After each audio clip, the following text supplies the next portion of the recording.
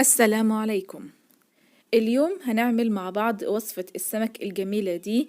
هنعملها بطريقة جميلة جدا بدون شوي وبدون قلي. هنعمله بالخضار وهندخلها الفرن. في البداية أنا جهاد شوقي الحديدي ودي قناتي. لو أول مرة تشوفي القناة اعملي اشتراك، يشرفني جدا وجودك معنا في القناة، وفعلي زر الجرس علشان يوصلك إشعار بكل فيديو جديد ينزل على القناة. فعلي زر الجرس على كلمة الكل، والفيديو ده لو عجبك أو استفدت منه ولو بمعلومة صغيرة اضغطي على لايك. اولا لازم السمك يكون مغسول ومتنضف كويس جدا جدا، وتغسليه بالملح والليمون والخل عشان السمك لازم يكون نضيف جدا ومفيش فيه اي شيء مش كويس. تمام. بعد كده هنجهز الخلطة اللي احنا هنتبل بيها السمك، والخلطة دي عبارة عن توم، فلفل اخضر، حابة تضيفي فلفل حار حسب الرغبة، معانا الملح، كمون، فلفل اسود، كزبرة ناشفة، قليل من البابريكا وقليل من الكركم. دي الخلطة الأساسية اللي احنا هنتبل بيها السمك. بعد كده هناخد الخلطة دي وهنفرمها في الكبة فرم ناعم، وهنضيف عليها معلقة من الخل وعصير ليمون. ده شكلها بعد ما فرمناه بالشكل ده. بعد كده ضيفي عليها ملعقة من الخل وعصير ليمون. انا استخدمت بيكون مكان الكبة في بواقي من الخلطة، انا ضفت في الكبة عصير الليمون والخل وقلبتهم، وبعد كده ضفتهم على الخلطة بالشكل ده، وادمجي كل المكونات وقلبيها مع بعض بشكل كويس بالشكل ده. بعد كده الخطوة التانية ان احنا هنبتدي نتبل السمك، ويفضل تسيبي السمك في التتبيلة من نص ساعة لساعة علشان يتبل وياخد الطعم الحلو من التتبيلة دي بالشكل ده.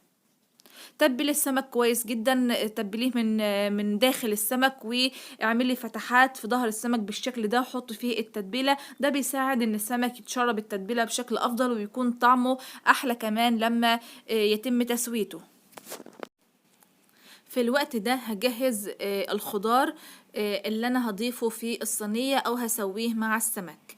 معايا طماطم مقطعة مكعبات صغيرة، معايا جزر مبشور، فلفل أخضر متقطع حلقات، وبصل متقطع حلقات. ده الخضار اللي هستخدمه في صينية السمك. ومعايا طبعا الملح والكمون والكزبرة الناشفة اللي هتبل بيها الخضار ده زي ما انتم شايفين بالشكل ده.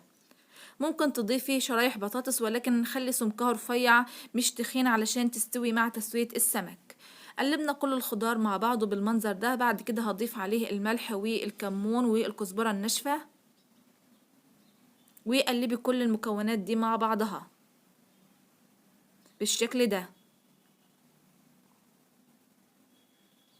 الخضار ده لما بيستوي مع السمك بيكون طعمه جميل جدا جدا، وبتاكليه مع السمك والرز بيبقى غاية في الجمال. هنجيب صينية بالشكل ده. في الأول هضيف الخضار. قبل ما احط السمك هضيف الخضار في الصينية بالشكل ده، وهخلي النص الباقي على جنب. بعد كده هبتدي ارص السمك على الخضار بالشكل ده.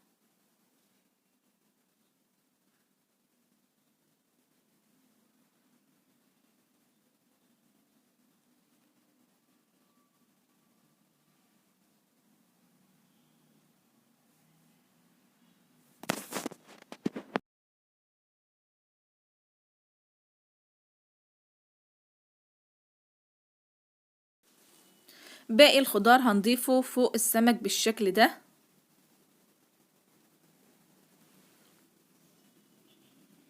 بعد كده ضيفي حوالي 2 ملعقة كبيرة من الزيت على وش الصينية.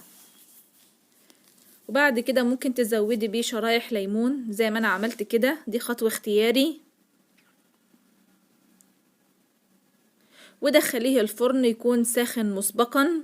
دخليه الفرن على درجة حرارة عالية، وشغلي الشواية علشان السمك يستوي، وكمان ياخد.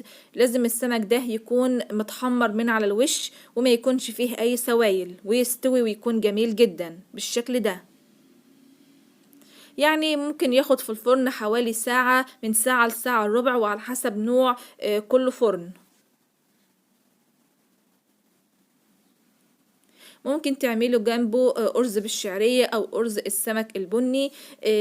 طعمه لذيذ جدا جدا، ووصفة جميلة، أتمنى تجربوها، ولو جربتوها وعجبتكم اكتبولي في التعليقات. والسلام عليكم ورحمة الله وبركاته.